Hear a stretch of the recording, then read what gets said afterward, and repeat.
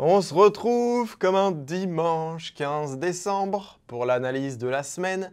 Donc là, ce qui est cool, c'est que je vais partir de l'analyse semaine sur les actifs que je dois surveiller pour regarder un petit peu les zones d'intervention, les zones d'intérêt, comment est-ce que j'analyse, etc. avec tous les concepts qu'on a vus. Et pourquoi pas, du coup, à partir de demain, prendre des positions, vous montrer quand est-ce que c'est bon, quand est-ce que c'est pas bon. En tout cas, s'il y a bien une chose qui est sûre, c'est que préparer sa semaine de dimanche pour du coup mieux entrer et sortir sur le marché à partir de lundi, c'est toujours une idée super intéressante. Donc on va commencer en weekly par le billet weekly pour voir un petit peu quelle est la tendance actuelle. Donc là, vous le voyez, hein, on a une tendance bien prononcée. Là, on voit un essoufflement. Pour moi, là, en weekly, en fonction de comment la bougie va ouvrir d'ici demain, c'est-à-dire l'ouverture de la bougie weekly sur le lundi 16 décembre, sachant que là, on est le 15, on va pouvoir voir un petit peu comment est-ce que ça se déroule. Mais bon, pour l'instant, on valide un weekly qui est haussier. Pour l'instant, on valide un weekly qui est haussier. Maintenant que j'ai validé le weekly en haussier, donc vous le voyez, hein, je ne vous fais pas de dessin, mouvement impulsif, mouvement correctif, mouvement impulsif. Donc on reste haussier sur le Bitcoin. Pourquoi? Parce que déjà, aucune bougie n'a été avalée. Et vous le voyez, ce niveau-là, il agit comme une grosse zone de rebond. Pourquoi? Parce qu'ici, on a un petit corps, une longue mèche, un moyen corps, une longue mèche. Et là, on a un tout petit corps et une très longue mèche. Donc, on pourrait potentiellement former du coup un BOS de continuation. Donc ça peut être un billet numéro 1. Donc on va dire que le weekly, comme je l'avais noté, il est haussier. Maintenant, on va voir ce que le daily nous dit. Donc le daily nous dit, par exemple, si on prend sur la semaine dernière, je vais reprendre mon calendrier à partir du 9. Donc la bougie du 9, où est-ce qu'elle est? On va dire qu'on est à peu près ici. Donc on a eu un lundi et un mardi baissier, un mercredi haussier, un jeudi stagnation haute, vendredi haussier, samedi, dimanche haussier. Donc le daily, pour l'instant également, on valide du coup l'unité de temps weekly et l'unité de temps mensuel. On reste en haussier sur le daily. Maintenant que j'ai validé mes deux billets en weekly et en daily, je vais regarder un petit peu mon billet sur le H4. Donc, qu'est-ce qu'on voit sur le H4? Le H4, pour moi, on est dans un gros range. Donc là, on est en indécision sur le H4. On a un range parce que vous le voyez, la tendance H4, elle n'est pas vraiment affirmée, hein, dans le sens où là, vous voyez, on a un mouvement baissier, mais il est contrebalancé par ce mouvement baissier. Là, on a eu un mouvement haussier, on est contrebalancé par ce mouvement baissier. Donc, c'est ça qui me fait dire que le H4 est en indécision. Donc, je vais juste supprimer les dessins histoire que vous puissiez y voir un petit peu plus clair. Et pourquoi je juge que le H4 n'est pas haussier pour moi? C'est parce que là, vous voyez, on a une pile tendance H4, ensuite on a un petit rebond. Vous voyez, ça ne dure pas très longtemps. Lorsqu'on a un repli, là, ça a duré, allez, on va dire moins d'une journée et demie. Ensuite, on est reparti. Sauf que là, le H4, depuis le 27 novembre, c'est-à-dire depuis des jours et des jours, on est en indécision et on est dans ce qu'on appelle un range. Donc moi, ce qui va m'intéresser, c'est simple. C'est déjà de regarder qu'est-ce que je peux voir un petit peu en H4. Donc là, si on part sur le principe de la tendance, la dernière tendance qu'on a, c'est celle-ci. Donc là, on a un creux. Et si on a un creux ascendant, et là, on a un creux ascendant. Donc à partir du moment où on peut perdre ce niveau, pour moi, on repasse dans un marché structurellement H4 qui est cette fois-ci baissier. Là, on a un niveau qui est intéressant, donc au 100 565. Donc en dessous de ça, on valide ce qu'on appelle pour moi un BOS de continuation de structure. Et inversement, lorsqu'on sera passé au-dessus du précédent sommet, qui est, on va dire, juste ici, si on prend par exemple la mèche, là, on aura validé un BOS de continuation de tendance. Donc deux scénarios, on regarde un petit peu qu'est-ce que le prix fait. Pour l'instant, le prix est entre les deux bornes. Si on regarde un petit peu plus aussi en H4, on a cette zone d'imbalance qui a été rééquilibrée ici, rééquilibrée ici. Est-ce que là, on n'aurait pas une imbalance H4? Je vais ouvrir les volumes pour confirmer ce que je pense. Elle est à peu près ici, donc non, non. Cette imbalance n'est pas validée puisque là, on a comblé avec cette mèche. Qu'est-ce qu'on a? On en a une ici par contre, je crois. Ouais, on en a bien une ici. Donc là, on a une imbalance haussière qui est ouverte juste là, à ce niveau bien précis. Donc là, les imbalances sont en jaune. Donc, qu'est-ce que je vais faire? Donc là, c'est un petit peu mon idée, hein. Mes idées, forcément, peuvent changer en fonction de ce qui se passe dans la semaine. Mais tout dépend du prix lundi. Si lundi, on vient chercher ce niveau de liquidité et qu'ensuite, on réintègre par le bas, du coup, ce niveau. Donc, cette imbalance, c'est qu'elle a fait encore son travail. On pourrait potentiellement revenir rechercher ce niveau-là. Et si, par exemple, on a une bougie qui clôture au-dessus, autre scénario, là, le Bitcoin peut être prêt à décoller pour moi pour aller chercher au minimum, allez, on va dire 105, 106 000, 107 000 $. Donc, tout va dépendre de ce qui se passe. Je regarde un petit peu en H1, même si les mouvements de ce week-end ne sont pas forcément les plus importants à prendre en compte. D'ailleurs, attendez, mais je crois que peut-être qu'au niveau de liquidité que j'ai mis, ça signifie peut-être le range de ce week-end. Attendez, où est-ce qu'on était samedi? À l'ouverture samedi, on était là. Et dimanche, on s'est emmené là. Donc ouais, ça équivaut à peu près à 50% du range. On va dire cette grosse zone qui est au milieu là. Les 101 500. La borne inférieure du range, la borne supérieure. Donc, qu'est-ce que je vais faire? Pour Bitcoin, c'est simple. Là, on voit qu'on a un excès de volume. Donc, là, pile le moment où l'imbalance a été créé. Cette zone, pour moi, on peut revenir y chercher. Donc, mon premier point d'intérêt, il est simple. C'est, par exemple, d'aller faire un truc comme ça. Et mon deuxième scénario que je vois, pour l'instant, en tout cas sur Bitcoin, c'est quelque chose qui pourrait être comme ça, forcément. Là, je vais essayer de modifier la couleur. Donc ça, c'est le scénario haussier, ça, c'est le scénario baissier. Donc mon weekly, il est haussier, mon daily, il est haussier, mon H4 en indécision en range. Moi, personnellement, ici, là, au milieu d'un mouvement, je préfère ne pas rentrer. Et ensuite, en M30, là, comme vous le voyez, qu'est-ce qui me ferait plaisir comme entrée, en sachant que là, c'est le week-end, hein. Vous le voyez là, ce que je vais essayer de chercher surtout cette semaine, c'est par exemple quelque chose comme ça. C'est-à-dire que là, on avait un sommet. Là, on est venu prendre la liquidité et ensuite, on est venu réintégrer. Donc, on a retesté ce gros imbalance baissier. Et là, il y a un gros décalage baissier qui est en train de s'effectuer en M30. Soit on arrive à conserver le milieu de range. Donc, si par exemple, je vais cliquer ici et à peu près ce niveau, attendez, je vais essayer de vous le mettre de manière plus efficace. Je vais supprimer le 38.2, je vais mettre le 0.5, ça je vais enlever. Donc le milieu de range, il est pile au moment où on est en train de rebondir à 101,6. Soit on conserve et on repart un petit peu plus haut, ce qui ferait qu'on validerait potentiellement le scénario orange, soit on baisse et là, on irait chercher en dessous des 100 000 $. En tout cas, c'est le type d'entrée que j'ai envie de chercher. Donc ça, par exemple, on a une prise de liquidité juste ici. On attend le BOS, donc qui est juste là, et ensuite, on essaie de chercher un petit peu plus là. Sinon, on le fait directement au retest, c'est-à-dire à peu près à cette zone. On peut par exemple mettre une position short juste ici. On met notre stop loss au-dessus de cette mèche. Donc un stop de 200 points pour un TP de un rapport de 4 pour à peu près un 800 points. Un rapport de 4, c'est plutôt, on va dire ici, qui n'a pas trop été atteint, mais bon, 3,5, on les a fait. Donc voilà le type d'entrée que je vais essayer de chercher ce week-end. Vous comprenez également ma méthodologie. Donc ça, c'est ce que le marché est. Donc en weekly, il est aussi, en daily, il est aussi, en H4, il est en décision en range. Maintenant, moi, mon billet, il est simple. Donc moi, mon billet sur la semaine sur le Bitcoin, c'est qu'il est baissier. Si là, on ferme la semaine, par exemple, on va dire à 102 000 $, mon billet, c'est qu'à la fin de la semaine, on soit un peu plus bas sur le Bitcoin. Affaire à suivre, en tout cas, c'est ça mon billet. Maintenant, il ne faut pas trop se faire avoir par ces billets. Donc, je serai toujours prêt à changer de plan au cas où on invalide ce billet-là. C'est juste une pensée, une réflexion en fonction de ce que je vois sur le prix.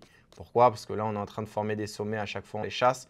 Pour redescendre plus bas, à un moment, cette zone d'imbalance, elle va céder, sachant que c'est une zone d'imbalance en H4. Donc, ce n'est pas non plus une zone d'imbalance en daily ou quoi que ce soit. Voilà un petit peu notre plan d'action, les différents scénarios. On a les tendances globales, on a notre billet. Je vais regarder également le calendrier économique. C'est super important de le regarder pour voir un petit peu qu'est-ce qu'il y a cette semaine. D'ailleurs, je vais même vous faire quelque chose d'encore mieux. Je vais partir du 9 au 15 et regarder pourquoi est-ce qu'on a eu le shift sur le marché. Donc, on est passé cette semaine de baissier à haussier. Lundi, mardi, baissier, mercredi, jeudi, vendredi en haussier. C'est parce que le mercredi, on a eu l'inflation et ensuite, on a eu le corps PPI. Donc, ces deux annonces économiques ont fait shifter le marché. Maintenant, qu'est-ce qui va se passer cette semaine? À voir s'il y a des annonces de telle ampleur. Du 16 au 23, on regarde un petit peu ce qui se passe. Euro GPB, pour l'instant, on s'en fout. Le PMI, ce n'est pas très important. Donc là, Tuesday Retail Sell, c'est important. Là, on a le taux d'intérêt de la Fed. Donc là, je sais que mercredi et jeudi, c'est sûr et certain qu'il y aura un shift. Pourquoi? Parce qu'on a deux importantes annonces. On a les taux d'intérêt, la conférence de presse de la Fed et on a du coup le PIB du quarter numéro 4. Donc ça va forcément impacter sur le dollar et sur le Bitcoin par rapport au dollar. Donc, à voir comment ces annonces réagissent. En tout cas, j'ai bien envie de voir ce que le prix fait lundi, mardi. Il y a de fortes chances, par exemple, que le prix fasse ça lundi et mardi. Donc, lundi et mardi et mercredi, on fasse ça et jeudi ça. Donc, voilà, je vais regarder un petit peu ce qui se passe sur le marché. En tout cas, j'ai pris le temps cette fois-ci de vous montrer avec méthodologie mes analyses, mes scénarios et j'attends juste d'exécuter maintenant en trouvant des entrées dans les plus petites unités de temps, c'est-à-dire en M15, en M5 ou en M30. On a regardé les annonces économiques. Hop, hop, hop, avant que tu finisses ta vidéo de formation gratuite, laisse-moi te rappeler deux choses importantes que je viens de lancer et qui sont absolument bénéfiques pour ton parcours. J'ai ouvert un canal 100% gratuit qui te permet de bénéficier de mes analyses, de mes idées de trading, ainsi que mon ressenti marché et tout ça au quotidien vu que tu vas recevoir mes updates. Et en plus de ça, j'ai également ouvert une newsletter qui est 100% gratuite où tu vas recevoir des masterclass et des informations sur l'investissement pour t'aider du coup à améliorer tes stratégies en trading. Les deux accès sont maintenant disponibles en description de cette vidéo. Je te laisse reprendre le cours de ta vidéo et on se dit rendez-vous à tout à l'heure. Mon plan de trading pour cette semaine, il est finalement simple. Donc les sessions que je vais trader, vu que je dois encore tourner pas mal de choses, on va dire que c'est London et New York. Si je peux avoir le chevauchement entre les deux, c'est encore mieux. Mon état psychologique, je ne vous mens pas qu'il n'est pas optimal, c'est-à-dire que j'ai la tête haute part.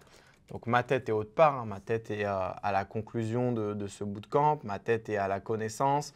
Donc j'ai pas trop envie de trader ces derniers temps, mais je vais quand même le faire parce que là je dois conclure ces objectifs et prendre 100% de mes responsabilités et de vous montrer comment ça fonctionne. Le risque que je vais prendre par position, on va dire que habituellement je suis entre 1 et 3 positions. Là je décide de prendre un risque qui est un peu plus faible, donc on va dire entre 0,5 et 1,5% en fonction de la confiance que j'ai dans les positions. Et voilà comment est-ce que tu peux établir très rapidement ton plan de trading. Après vous allez un peu plus deep sur votre plan de trading, mais en tout cas moi c'est ça les éléments importants qu'il faut que je tienne en compte pour pouvoir le mieux emmener mon plan de trading sur toute cette semaine. Les autres paires, je vais les faire un peu en rapide. Ethereum, je ne compte pas trader dessus cette semaine. Dow Jones, je vais regarder un petit peu comment le prix est pour voir un petit peu qu'est-ce que moi je peux faire. Je vais supprimer les volumes juste ici. Ok, on va supprimer les volumes. Dow Jones, où est-ce qu'on en est rendu? Tendance haussière, un weekly. On a un daily qui est baissier, mais vous le voyez, tant qu'on maintient ce creux-là, le Dow Jones reste haussier. On peut être emmené à retester cette grosse zone d'imbalance qui est juste ici, qui a déjà été testée une fois, qui peut être retestée une deuxième fois pour aller pousser un petit peu plus au nord. Le Dow Jones, je ne sais pas. Je vais regarder un petit peu comment les choses ouvrent. Pour l'instant, ça ne me dit rien. Le Nasdaq peut être un peu plus intéressant. Le Nasdaq peut être cool. Là, on a fait une prise de liquidité en H4. Regardez un petit peu comment le daily est. Donc, le daily, on a une bougie d'indécision. Je vais regarder un petit peu comment est-ce qu'on ouvre sur la semaine. Mais le Nasdaq en vente, en perdant ce creux, ascendant, en perdant également ce niveau, ça peut être intéressant à voir si je peux ne pas scalper par exemple sur le Nasdaq et sur le Dow Jones. On va regarder un petit peu ce qui se passe sur l'euro-dollar ici. L'euro-dollar, est-ce qu'on arrive sur un niveau clé? Sachant qu'on approche, ouais. Bon, là, on a pris sa prise de liquidité, on essaie de réintégrer. Pourquoi pas? Pourquoi pas trouver un setup sur l'euro-dollar en achat? Affaire à suivre. En tout cas, si on passerait, pour moi, au-dessus de ce niveau, ça peut être littéralement un niveau où ça peut être intéressant d'acheter. Après, faire toujours attention, pas aux fausses cassures comme là, par exemple, on a eu. L'euro-dollar, je suis observateur. GPB-USD, lui, pareil, il prend cher. Qu'est-ce qu'on a en weekly? On a un weekly baissier, on a sûrement un daily baissier. On a un H4 qui est également baissier. Où est-ce que le marché peut se reprendre? Ce niveau, on l'a perdu, donc si on le réintègre, ça peut être prometteur. Épaule, tête, épaule, qui est un peu annulé ici. Est-ce qu'on ne reviendrait pas retester ces zones d'imbalance? C'est ce qu'on a fait ici. Quelles sont les zones par lesquelles le prix est intéressé? Parce que là, vous voyez, on a pris tous ces sommets. Ensuite, on est reparti à la baisse. Donc, GPB-USD, je ne pense pas que je vais y toucher, honnêtement. GPB-AUD, on va essayer de regarder en traçant, en cette fois-ci, c'est dans un autre outil. En regardant, par exemple, avec Fibonacci, en traçant le 38,2. OK. GPB-AUD, on va dire que le 38,2 peut être une zone intéressante d'achat. Également, pourquoi? Parce qu'on viendrait potentiellement choper la liquidité ici et choper tous ces bas ici. Donc là, je pense que ça peut être une bonne zone pour pouvoir acheter, pourquoi pas. On va dire dans ces zones d'imbalance qui sont juste ici. Donc, je vais identifier la zone. Est-ce que le prix va nous le proposer? Ça, on le verra. Donc là, s'il y a une chose à retenir un petit peu sur les analyses que même vous allez faire dans la semaine, le plus important, c'est de se rappeler la plupart des concepts qu'on a vus, dans quelle tendance on est, regarder la tendance en weekly, en daily, ensuite descendre en H4, trouver des exécutions en M15 et en M30. Regardez également quel est votre billet sur GPB-AUD. En l'occurrence, moi, pour l'instant, il est haussier, vu que là, on a ouvert une grosse zone d'imbalance cette fois-ci, même en daily. Donc, je vais un peu plus la reprendre à peu près ici. Ici, sur cette tendance haussière, on serait dans un discount de prix. Rappelez-vous avec l'équilibrium qu'on a vu. Prise de liquidité qui est juste ici du précédent plus haut en daily. Donc voilà, le but c'est d'appliquer à peu près tous les concepts qu'on a vus, les tendances, les BOS, les prises de liquidité, les order blocks, les zones d'imbalance, l'équilibrium, la zone de premium, la zone de discount. Également ce que les chandeliers japonais vous disent. Là par exemple, vous avez un gros doji qui du coup a annoncé la fin de cette tendance-là. Donc là également, on a un doji. Ensuite, on a une englobante, mais on est toujours en train de travailler cette bougie. Et pour l'instant, on n'a pas perdu le précédent creux. Donc on va dire que ça reste encore tôt pour dire que la tendance est remise en cause. Donc quand on est une tendance haussière, on va plus privilégier des achats. Et moi, des achats que je verrais intéressants, c'est ici. Mais ici, rappelez-vous qu'on va valider un BOS. Donc est-ce que c'est un BOS de changement de structure qui est sûr d'être validé ou est-ce qu'on se reprend dans ces bougies? Il faudrait voir comment le prix réagit. C'est pour ça qu'on décide d'observer, qu'on fait ces scénarios et qu'ensuite on regarde comment le marché avance. Est-ce qu'on ne va pas regarder d'autres choses? On va regarder un petit peu ce que l'or fait. L'or en weekly, on est en période d'indécision. On voit que là, il a sûrement trouvé un de ses sommets. D'ailleurs, même cette bougie-là, elle montre que voilà, on est venu. Regardez cette bougie, elle est très très vicieuse parce qu'on est venu juste récupérer le plus haut weekly de la semaine du 25 novembre. Et ensuite, le marché s'est littéralement éclaté. Donc là, on a bien une prise de liquidité. Donc pour moi, l'or, épaule, tête, épaule, pareil, on est en train de définir. Le précédent creux ascendant, c'est celui-ci. Mais je trouve qu'à partir du moment où on casse le corps de ces bougies, là, on pourrait avoir un BOS. Donc, à voir. Si l'or clôture ici une bougie H4, ça peut être motivant pour le prendre en vente. S'il commence à se rétablir, par exemple ici, on a les 50% d'équilibrium. Ici, on a un autre scénario. Donc, à voir comment l'or se comporte lundi pour faire ses bêtes et du coup décider de rentrer en position ou pas. Donc sur cette analyse semaine, qu'est-ce qu'on a vu? J'ai surtout détaillé du mieux possible que je peux la première analyse que je faisais sur le Bitcoin. Ensuite, l'Ethereum ne m'intéresse pas. Le Dow Jones et le Nasdaq peuvent m'intéresser en ouverture de session US. L'AUD-USD ne m'intéresse pas. EUR-USD, pas trop non plus. GPB-USD, est-ce que j'ai délimité des zones? Non, pas trop. GPB-AUD peut m'intéresser. GPB-NZD sûrement également, vu qu'il fait à peu près la même configuration que son cousin. Et du coup, sur GPB-AUD, je peux forcément avoir un autre setup, par exemple AUD-USD en achat.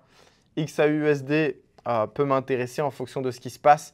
Voilà, cette semaine, je vais essayer de prendre moins de trades, des trades un peu plus qualitatifs et surtout d'aller chercher une performance qui est quand même raisonnable. On va dire si je peux faire entre 4 et 10% la semaine, ça peut être intéressant. Et j'ai envie de vous dire, on se donne rendez-vous demain pour du coup du trading live. Le meilleur pour vous et je vous souhaite le meilleur et espérons du positif pour moi sur cette semaine.